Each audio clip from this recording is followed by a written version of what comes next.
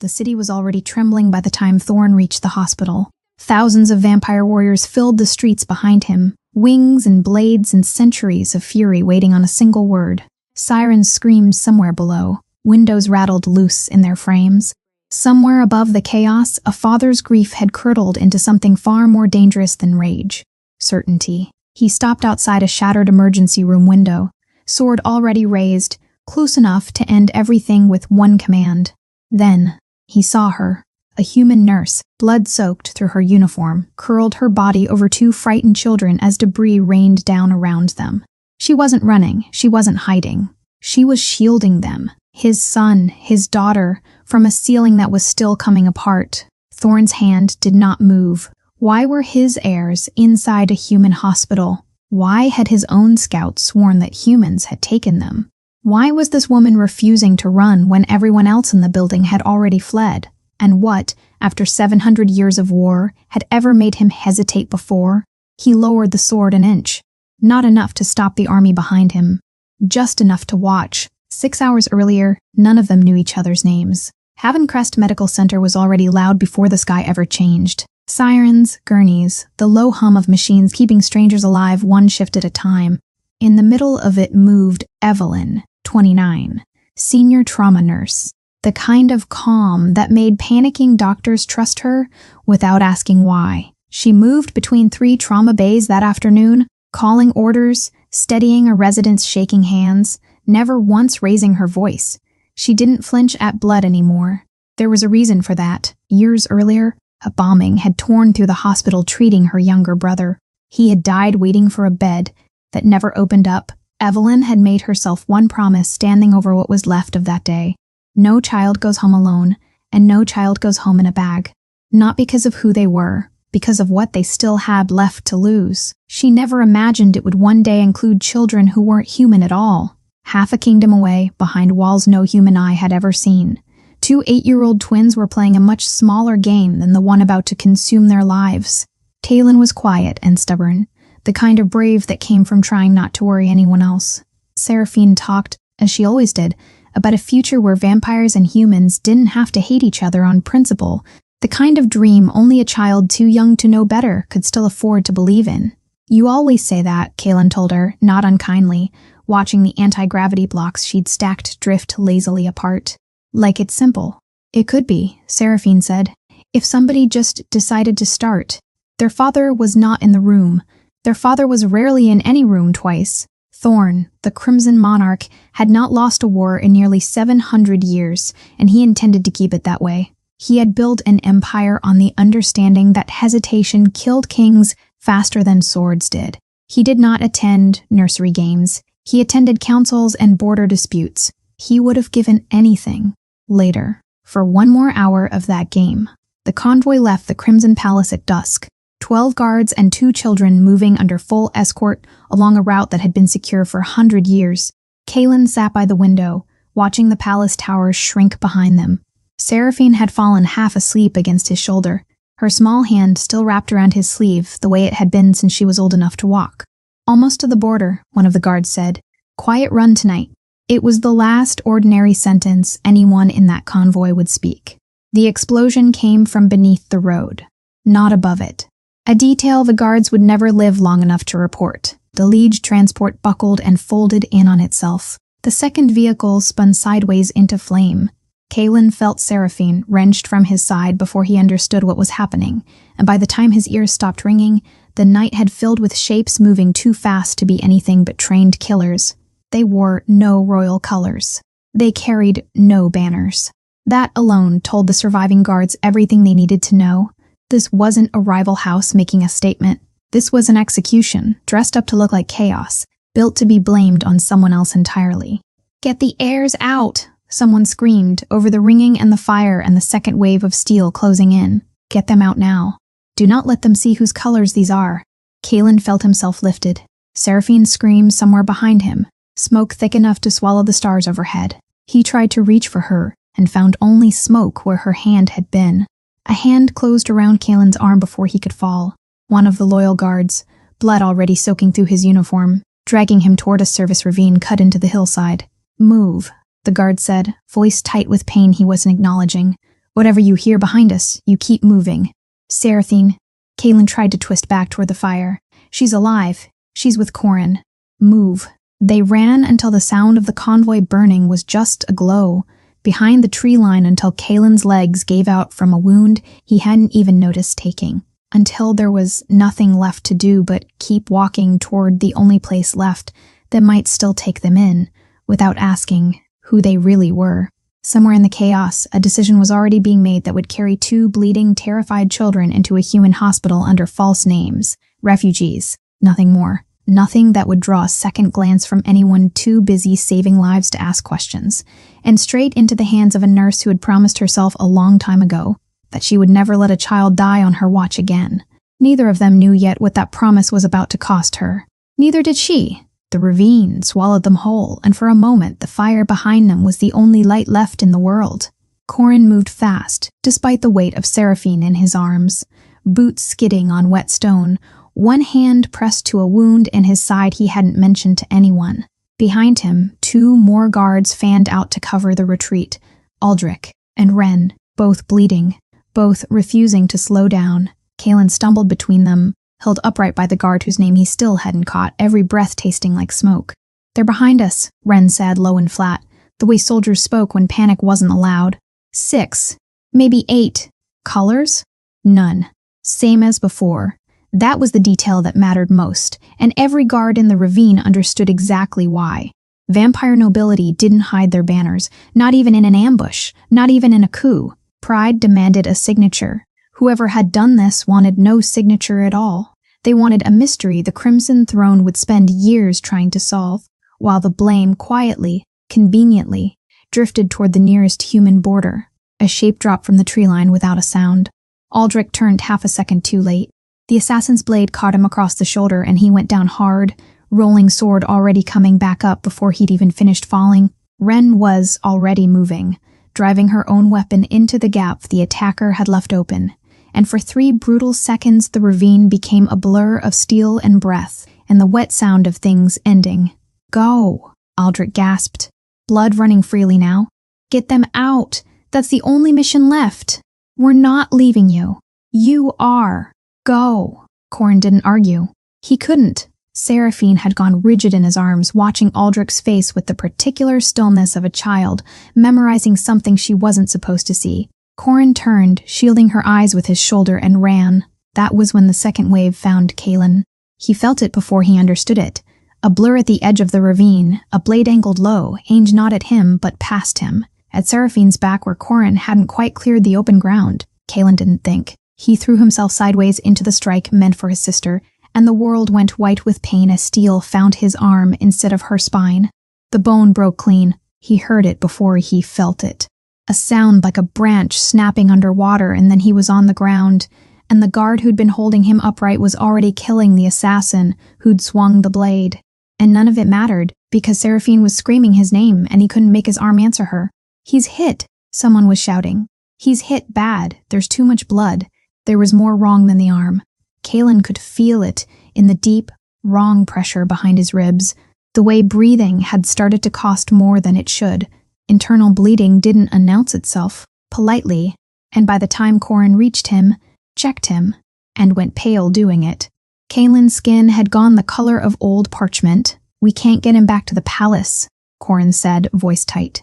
"Even if the roads were clear, he won't survive the flight time." "Then where?" Wren demanded, cradling her own wound, eyes darting toward the tree line. "Every safe house in 100 miles answers to the crown.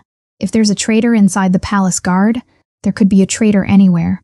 Corin looked down at Kaylin's face, gray and sweating, and made the only decision that made any sense at all, the one none of them would have considered an hour earlier. "There's a human hospital 6 miles east, Havencrest. They'll know what he is. The second they look at him, then we make sure they don't get the chance to ask before we're inside." Corin was already moving. Seraphine gathered against him, Kaylin half carry between Wren and the last remaining guard. Refugees. A bombing. Nothing more than that.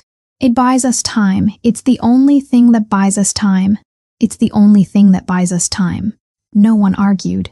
There was nothing left to argue with. Havencrest's emergency bay took in 4 new patients a little past midnight.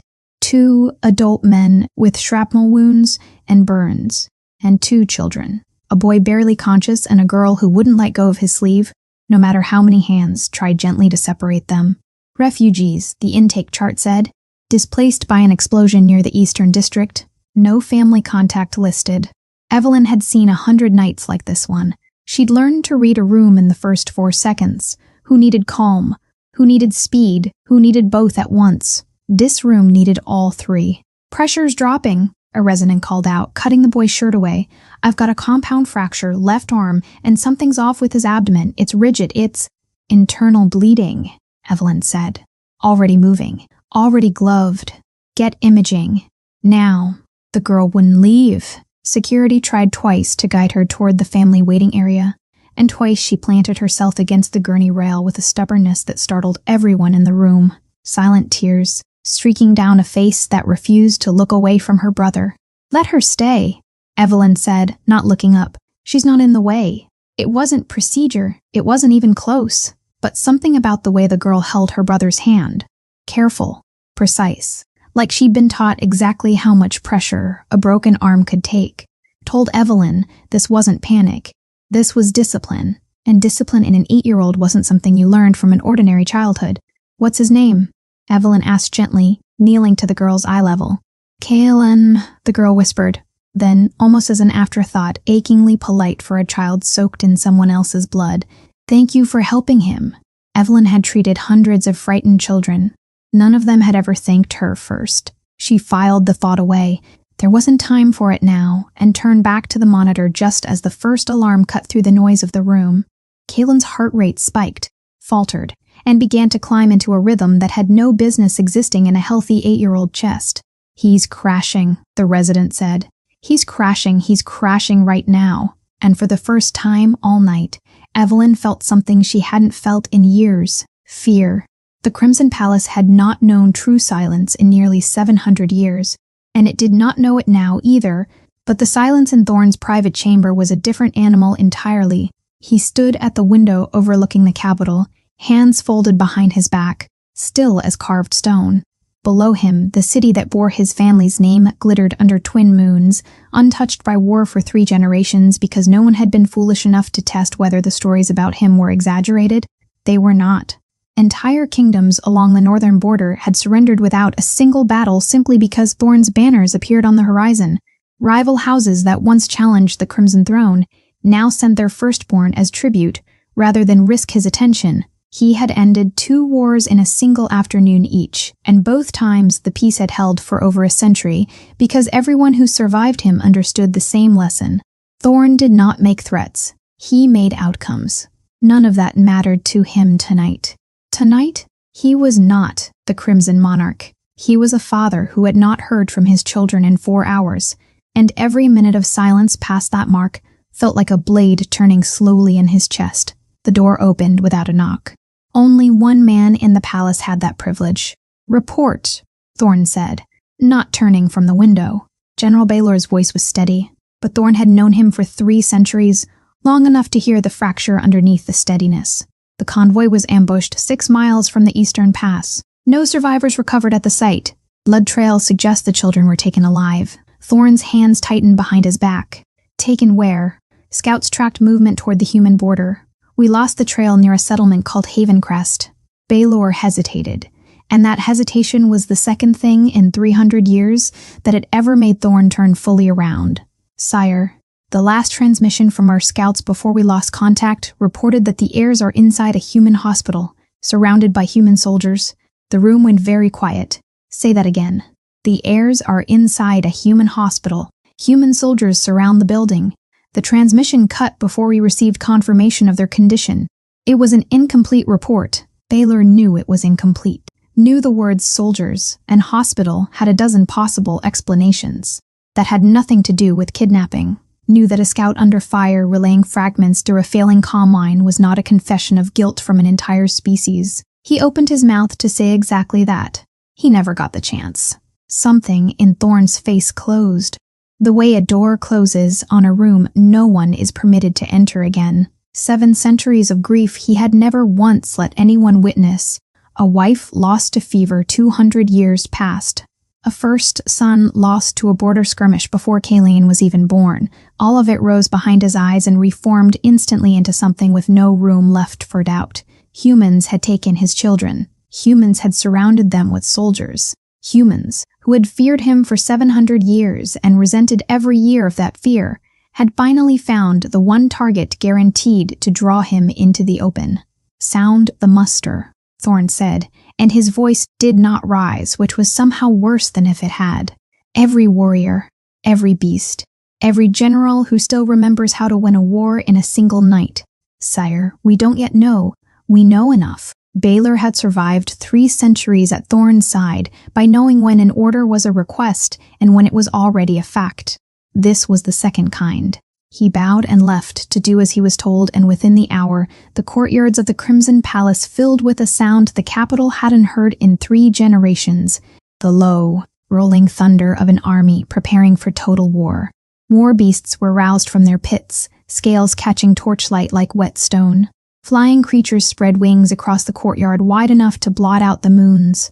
The royal guard assembled in perfect black rows, and behind them, ancient generals who remembered wars fought before the human settlements even had names took up positions at the head of columns that stretched beyond the palace walls. Thorne walked among them in silence, and no one dared speak to him. There was nothing left in his face that resembled a father anymore. There was only the king the world had learned, over 7 centuries, never to test. At Havencrest, the alarm had gone quiet, for now. But the questions it left behind had not. "His blood work doesn't match anything in the system," a lab tech said, staring at a screen that had returned the same impossible result 3 times in a row. "The regeneration markers are off the charts. It's like his body's rewriting the damage as fast as we can document it." "That's not possible," the resident said. "I know it's not possible. I'm looking at it." Evelyn stood at the edge of the room, watching Kaylin's monitor settle back into a rhythm that still didn't look quite right to her, though she couldn't say exactly why. She'd worked trauma for 7 years. She knew what a stabilizing patient looked like. And this wasn't quite it. The boy's pulse was too slow for someone with his blood pressure, too steady for someone who'd just been through cardiac distress. Seraphine hadn't moved from her brother's side the entire time, her small hand still wrapped around his fingers, watching every monitor with an attentiveness no child her age should have possessed. "Evelyn," the resident said quietly, waving her over, "look at this." Kaylin's lips had parted slightly in his sleep, chest rising and falling in the shallow rhythm of exhausted healing. And there, catching the harsh fluorescent light, unmistakable and impossible in equal measure, were 2 canine teeth longer and sharper than any child's had ever been. The room went silent in a way emergency rooms never went silent. "Oh God," someone whispered. "They're not human. Oh God, they're not human." The words moved through the trauma bay faster than any alarm could. A nurse near the door dropped a tray of supplies and didn't stop to pick it up. The lab tech backed toward the wall, staring at Kaylin's sleeping face like it might open its eyes and prove every childhood story true at once. "Somebody call security," the resident said, voice cracking. "Somebody call, I don't even know who you call for this." "You call no one," Evelyn said. "He's a patient. He's a vampire, Evelyn. He's an 8-year-old with a broken arm and internal bleeding." She didn't raise her voice. She didn't need to. 7 years of trauma work had taught her that panic fed on panic, and the only way to starve it was to refuse to feed it herself. That doesn't change because of what his teeth look like. It changed everything for everyone else in the room. Within 20 minutes, half the overnight staff had found reasons to be somewhere else. 2 doctors filed formal objections with the charge nurse, demanding the children be transferred, quarantined, or ported, anyone's problem but theirs. A third simply walked out through the ambulance bay and didn't come back. By the time hospital administration reached the floor, the story had already outrun the truth 3 times over, growing teeth of its own with every retelling. "We're evacuating," the administrator said, phone still pressed to her ear, relaying orders from someone higher up the chain. "Non-critical patients first, then staff. Military's already been notified. Apparently there's some kind of unconfirmed mobilization near the eastern border, and given what we've just found in Bay 4, nobody wants to take chances." "He can't be moved," Evelyn said. "He's got internal bleeding we haven't fully controlled. Transport could kill him." "That's not my call to make anymore." "Then whose is it?" The administrator didn't answer. She didn't have to. Evelyn had worked in this building long enough to recognize the particular silence of someone choosing liability over a patient, and something in her chest went cold and very, very certain. "Get me a supervisor," she said. Now. What she got instead, 20 minutes later, was a room half empty of staff and a directive taped to the nursing station. Full evacuation within the hour, all non-essential personnel to report to the South Lot. Remaining patients to be relocated to secondary facilities. Evelyn read it once. Then she went back to Bay 4 and didn't leave. "You need to go," the last remaining resident told her, already halfway into his coat. "Evelyn, they're saying there's something coming. Something big. This isn't worth your life. He can't survive transport. That's not on you to fix. Then whose little boy is he?" Evelyn's voice finally rose, not loud but sharp enough to stop him at the door. "Because right now, the only people in this building who know he's scared and 8 years old and bleeding are standing in this room. Everyone else just sees the teeth." The resident hesitated. Whatever he saw on her face made him stop arguing. "Fear doesn't change who's lying in this bed," Evelyn said, quieter now, more to herself than to him. "He's still someone's little boy." She said it like a fact because to her it was the only fact that had ever mattered in 7 years of nights, just like this one, minus the part where the patient had fangs. She'd said some version of that sentence to herself 100 times over a hospital bed. Back when the boy in it had her own eyes and her own last name, and no chance of surviving the wait for a room that never opened up. She had been 19. Her brother had been 11. She remembered the exact color of the hallway tile she'd sat on for 6 hours, remembered a nurse who'd promised someone would be with him soon, remembered that soon had come 4 hours too late. She had walked out of that hospital with one promise etched somewhere she couldn't reach and yank back out even if she'd wanted to. No child dies waiting because the adults in the room got scared first. She had never once broken that promise. She wasn't going to start tonight because the child in question happened to have fangs. Seraphine had been listening the entire time, small and silent at her brother's bedside, and when Evelyn finally looked over, the girl's eyes were red-rimmed but steady. "They think we're monsters," Seraphine said quietly, "because of what happened to your soldiers, because of what our kind has done before. I don't think that. You should know. I never wanted any of this." Seraphine's grip tightened on Kaylin's hand. "I don't hate humans. I never did. My father says it's naive, wanting peace. But I don't care. I just wanted a world where nobody has to be scared of the person standing next to them." She looked up, and for a moment she didn't look like royalty or a threat or anything the staff outside had been whispering about. She looked like a little girl who'd had a very long, very bad night. "You're not scared of him. Why aren't you scared of him?" Evelyn knelt beside the bed, meeting her eyes. "Because I've been doing this a long time, and I've learned that the scariest thing in any room is usually the fear itself, not the patient." Seraphine almost smiled. Almost. That was the moment the lights in the hallway flickered. Once, then steadied, then flickered again in a rhythm too deliberate to be electrical failure. Evelyn crossed to the window at the end of the corridor, still holding her gloves, and looked out over the parking lot toward the eastern sky. The stars there were disappearing, not clouding over.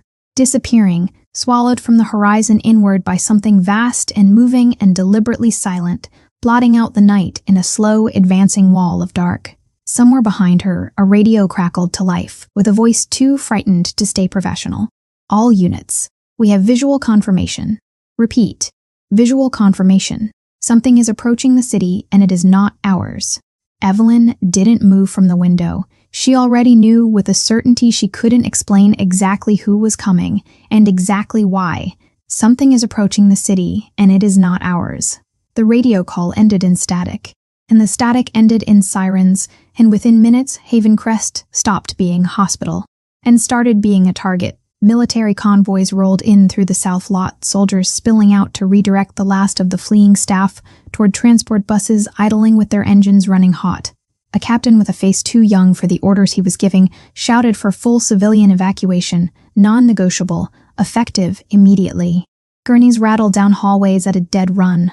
Somewhere on the second floor, a patient's family was screaming for someone to tell them what was happening, and no one had an answer that wouldn't make it worse. Evelyn stayed in Bay 4. "The generators are on backup." A voice crackled over the hospital intercom, thin with barely controlled panic. "All non-critical systems are being shut down to preserve power to essential care." The lights died mid-sentence.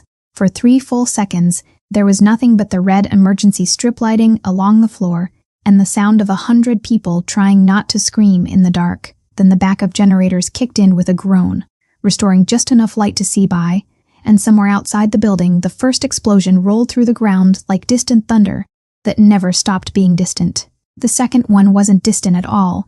The whole building shuddered, dust sifting down from the ceiling tiles, monitors flickering as the shockwave rattled through the walls.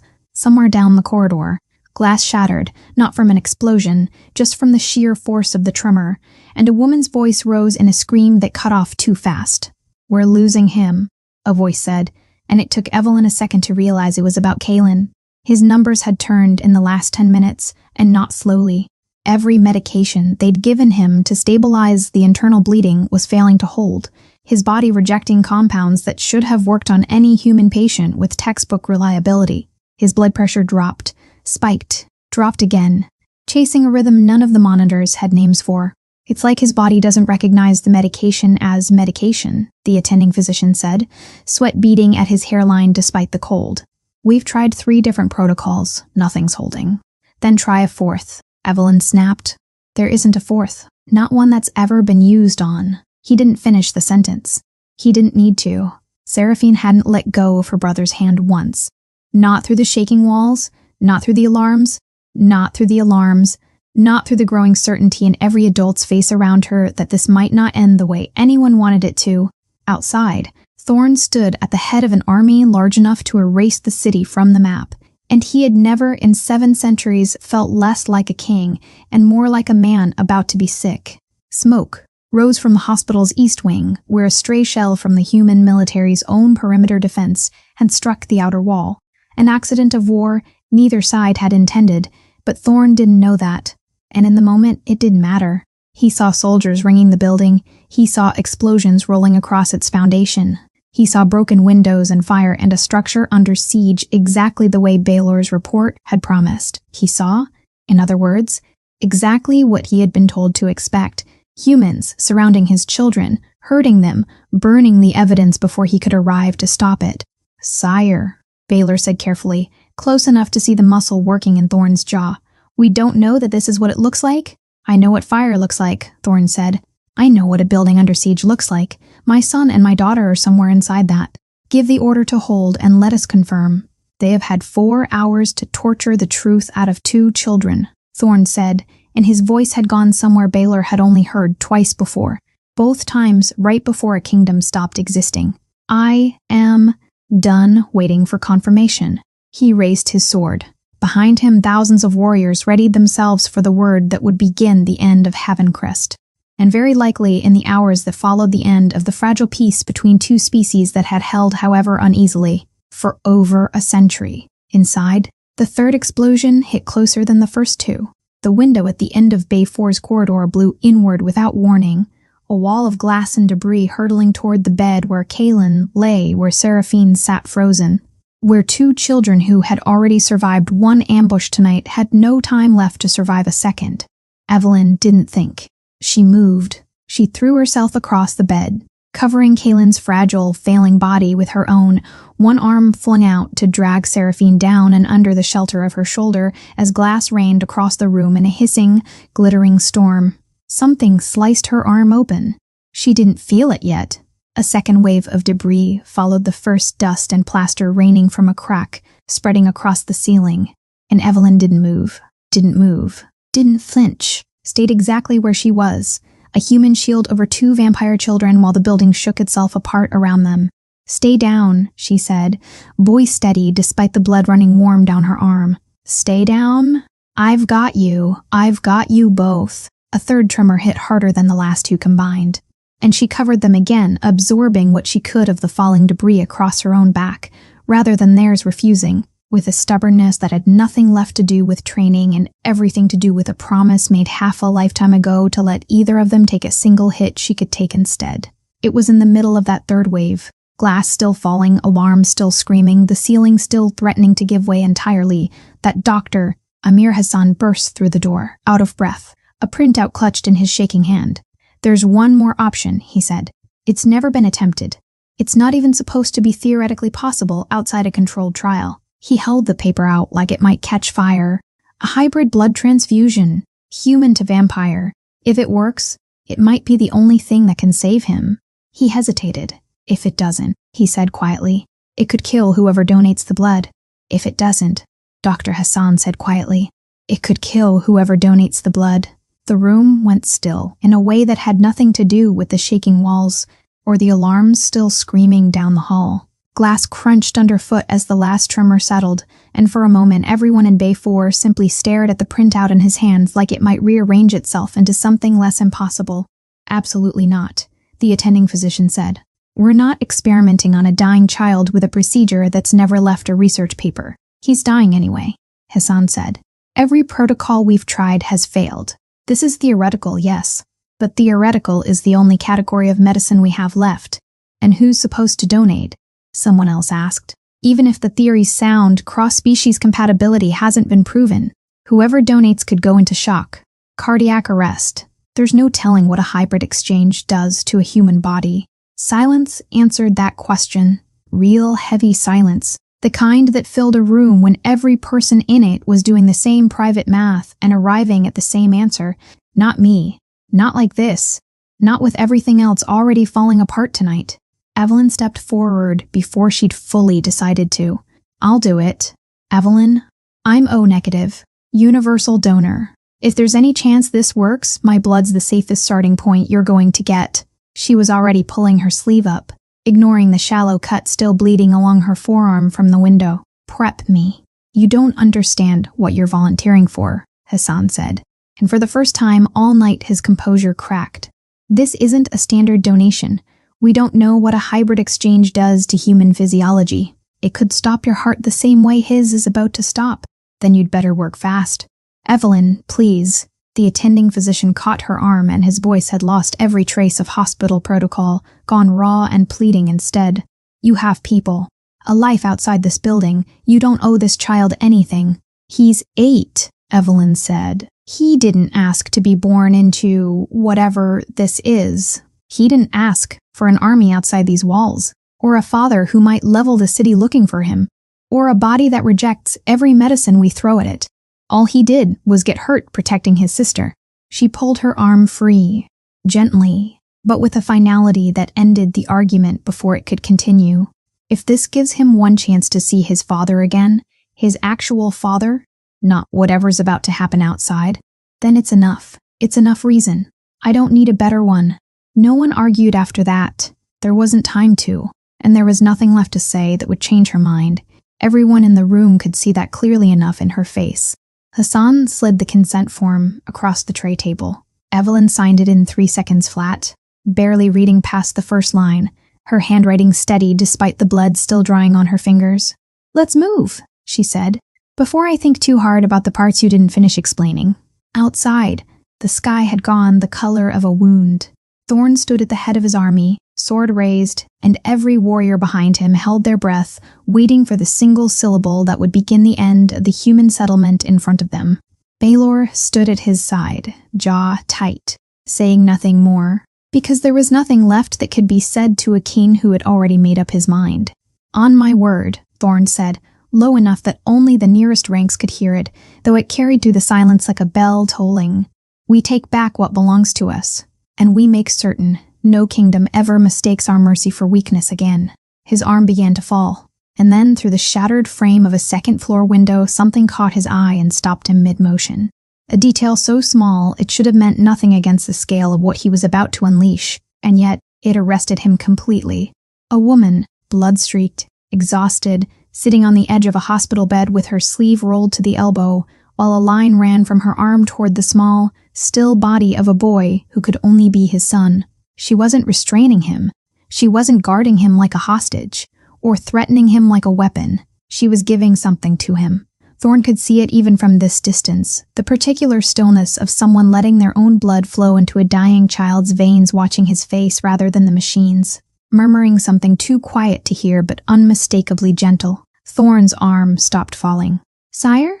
Baylor's voice, uncertain now, carried across the silence of 10,000 warriors holding their breath. Thorn didn't answer. He couldn't have explained in that moment why the sight of it undid something in his chest, that 7 centuries of war had never managed to touch. He only knew that everything he had been told to expect, torture, imprisonment, human cruelty dressed up as medicine, had no place in what he was watching through that broken glass. The army waited. The sword hung motionless in the air.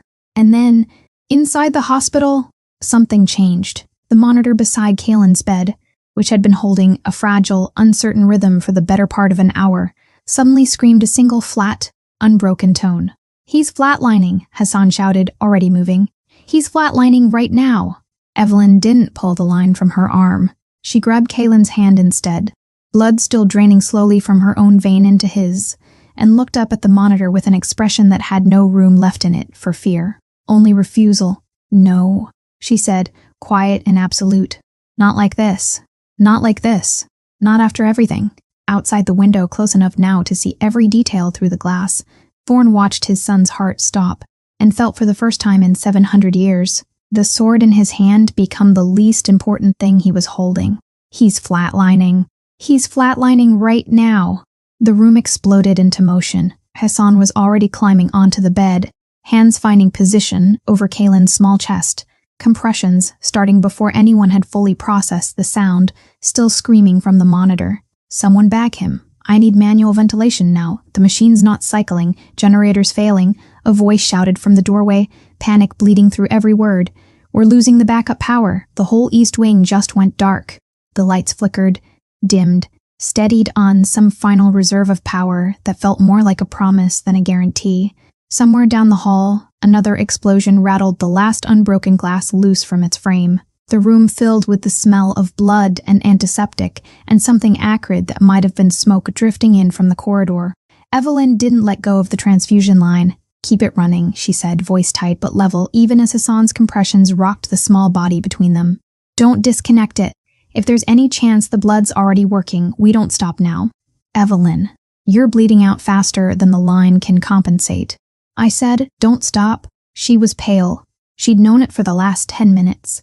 The particular lightness creeping into her limbs that she recognized from 100 trauma patients she'd treated over the years, never once expecting to feel it herself. Her hands still worked. That was what mattered. Her hands still worked, and Kalen's chest still needed compressions between Hassan's, someone counting, someone bagging air into failing lungs, everyone in the room reduced to the same singular, desperate rhythm. "Come on," Evelyn said, leaning close to Kalen's ear, even as Hassan counted through another set of compressions. "Come on, stay with me. Your sister still needs you. She's right here. She's not letting go of your hand, and neither am I, so you don't get to leave either." Seraphine hadn't moved from the corner where a nurse had finally, gently pulled her back from the bed. Tears streamed silently down her face, but she didn't look away, didn't flinch from a single second of it, as though watching mattered, as though her brother needed a witness who refused to blink. "Charge again," Hassan said, and someone brought the small defibrillator pads into position, and for a moment the whole room held its breath in the space between one heartbeat and the absence of another. "Nothing. Again," Evelyn said. And it wasn't a request. Outside, Thorn had not moved in almost a full minute. His sword still hung in the air, forgotten. The muscles in his arm locked in place by something that had nothing to do with strength and everything to do with the sight through that broken window. The woman collapsing slightly against the bed frame even as she kept pressure on the line running into his son's arm, refusing to let go even as her own body clearly begged her to stop. He had seen death 1,000 times in 7 centuries. He had caused most of it himself. He knew with the terrible clarity of someone who had built an empire on understanding exactly how bodies failed, precisely what he was watching now. A human woman giving everything she had left to keep his son's heart beating. At a cost that was going to leave her was nothing at all. Somewhere behind his eyes, unbidden, memory surfaced. Humans are incapable of loyalty beyond their own kind, he had told Baylor once, 300 years ago, dismissing an ambassador's plea for cooperation without a second thought. They protect only what serves them. He had believed it so completely he had never once questioned it, had built 7 centuries of policy on the certainty of it, had raised his children to understand humans as a curiosity at best and a threat at worst. He watched the woman press both hands flat against his son's chest, between compressions she had no business performing, exhausted and bleeding and refusing to stop. They protect only what serves them. Nothing about this served her. She had nothing to gain from a dying vampire prince, no treaty to secure, no advantage to claim. And still she stayed. "Sire," Baylor said quietly, close enough now to see something breaking apart behind Thorne's eyes. "What do you see?" Thorne didn't answer immediately. When he finally spoke, his voice had lost the flatness of command entirely. "I see everything I have been wrong about," he said, "for 700 years. Inside, the monitor gave one final screaming flat tone and then, impossibly, stuttered. A single beat, then silence, then another. "I've got a rhythm," Hassan said, breathless, staring at the screen like it might vanish if he blinked. "I've got a rhythm. Hold compressions. Hold. Let me see it." The line held steady. Weak, thready, fragile as spun glass, but steady. "He's back," Hassan said, and something in his voice cracked entirely. 7 years of clinical composure giving way all at once. "He's back. His heart's beating on its own." The room didn't cheer. It was too exhausted for cheering. Instead, there was only a collective shuddering exhale. A nurse quietly beginning to cry against the wall. Seraphine breaking free of the arms holding her back and throwing herself against her brother's side with a sob that had been building for 6 hours. Evelyn let herself sag against the bed rail, the transfusion line still running, her vision going gray at the edges in a way she recognized and chose, for the moment, to ignore. "Told you," she whispered, so quietly only Kaelin might have heard it, had he been conscious to hear anything at all. "Told you, your sister needed you." Outside, through the shattered window, Thorne watched his son's small chest begin to rise and fall on its own, watched the woman who had made it possible slump against the bed, spent and bleeding and utterly unaware that 10,000 warriors were holding their breath on her account. The sword was still raised above his head, the order still one syllable from ending everything, slowly, without a word to Baylor, without a word to the generals waiting behind him, without a single command given at all. Thorne lowered his sword. Behind him, the army stared at their king in a silence none of them had ever witnessed in 700 years of following him into war. A silence that asked without anyone daring to voice it aloud. What could possibly have stopped the Crimson Monarch when nothing else in the history of the world ever had? The silence outside Havencrest lasted longer than anyone in that army had words for. 10,000 warriors stood motionless, weapons still raised, waiting for an order that didn't come. Baylor watched his king lower a sword that had never once, in 3 centuries of service, been lowered before a target still standing. Whatever the generals had expected from tonight, victory, vengeance, the beginning of a war 7 centuries in the making, none of them had expected this. Thorne sheathed the blade. "Stand down," he said, and his voice carried across the ranks with none of its usual command, only something quieter and far more absolute. "All of you, stand down." No one questioned it. No one dared. The army that had come to erase a hospital from the map simply parted instead, a corridor opening through thousands of warriors as their king walked forward alone, unarmed in every way that mattered, toward the shattered building that held his children. He crossed the threshold into chaos, staff still moving through the aftermath of the siege glass crunching underfoot, the air thick with smoke and antiseptic, and the particular exhaustion of people who had survived something they hadn't expected to survive. No one stopped him. No one could have. He moved through the wreckage of the emergency department like a man walking through a dream he wasn't certain was real yet, following instinct alone toward a door at the end of the corridor. Bay 4. He stopped in the doorway. Kaelin's eyes opened slowly, the world swimming back into focus, one blurred shape at a time. Machines, ceiling tiles, the particular gray light of a hospital corridor at whatever hour this was. His chest ached with a deep, bone-tired soreness that told him, before he even remembered why, that something had happened to him that he'd barely survived. "Kaelin." Seraphine's voice, close and cracked with relief. "Kaelin, you're awake. You're actually awake." He turned his head and found her there, tear-streaked and exhausted, both small hands wrapped around his. Beyond her, he saw Evelyn, pale, bandaged, propped against the bed rail with the particular stillness of someone who had given everything she had and hadn't yet found the strength to move. Seraphine didn't go to her father first. She turned to Evelyn instead, throwing her arms around the nurse's neck, with a sob that had clearly been building for hours. And Kaelin, weak as he was, reached for Evelyn's hand the same way he'd once reached for his sister's, like she was something solid in a night that had offered him nothing but chaos. "Thank you," Seraphine whispered against Evelyn's shoulder. "Thank you, thank you." It was only then, still holding both children close, that Evelyn looked up and saw the doorway. Thorn stood there, not the king the reports had described, not the conqueror whose banners alone had ended kingdoms, just a man, ancient and enormous and utterly undone, staring at his children like he couldn't yet trust his own eyes. "Papa," Seraphine breathed, and that was all it took. Both children released Evelyn at once and crossed the room, and Thorn dropped to one knee to catch them, pulling his son and daughter into an embrace so fierce it seemed to fold 7 centuries of restraint into a single moment. Caleb buried his face in his father's shoulder. Seraphine cried openly, the kind of crying that had been held back for hours out of sheer stubborn discipline, finally allowed to break now that it was safe to. For the first time in 700 years, the Crimson Monarch wept in front of witnesses. The room had gone entirely still, everyone in it too stunned to move.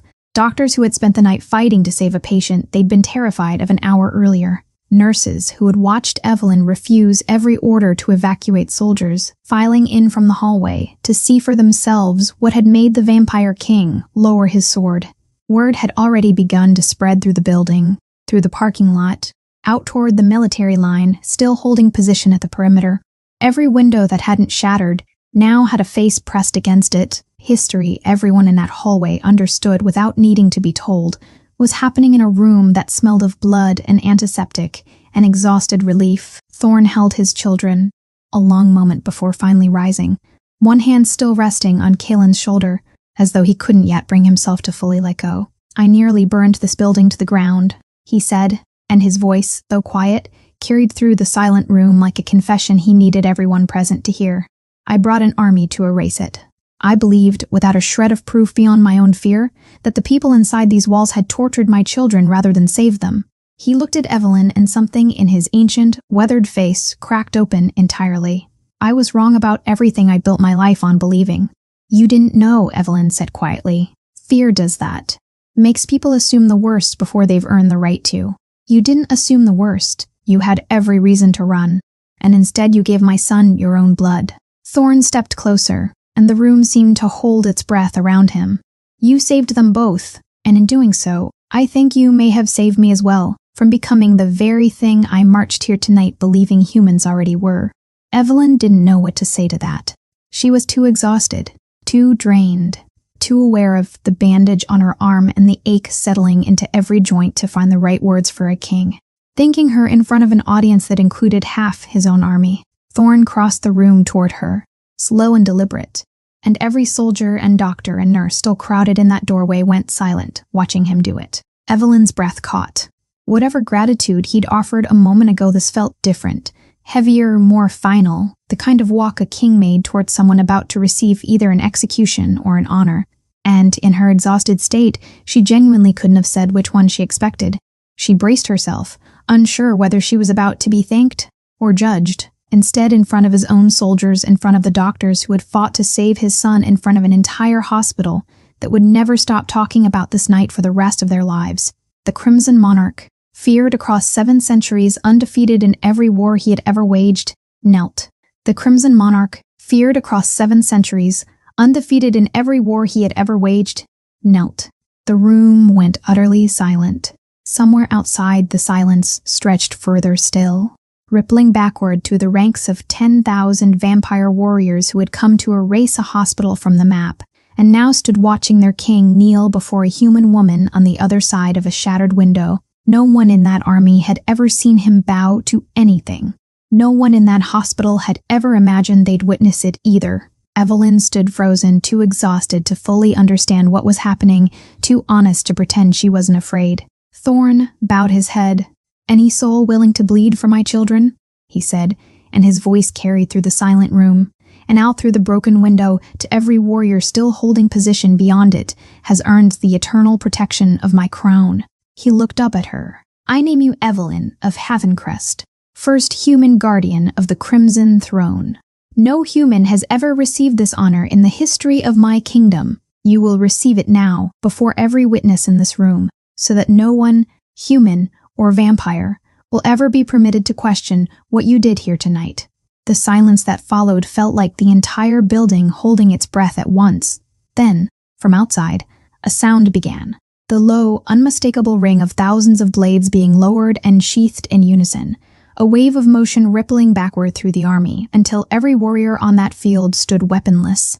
Baylor gave the order for the ranks to stand down completely, and slowly, deliberately, the human military line at the perimeter began lowering their own rifles in response, soldiers on both sides watching each other with the particular disbelief of people who had spent their entire lives preparing for a war that had just impossibly refused to happen. The invasion that would have become history's bloodiest chapter ended instead with silence and lowered weapons, and a king still kneeling in a hospital hallway that smelled of smoke and antiseptic. By morning, the truth had unraveled the rest of the story. Military investigators working alongside vampire intelligence officers who arrived at first light traced the ambush back to a radical faction within the vampire nobility who had spent months planning the attack, disguising it deliberately to look like the work of humans.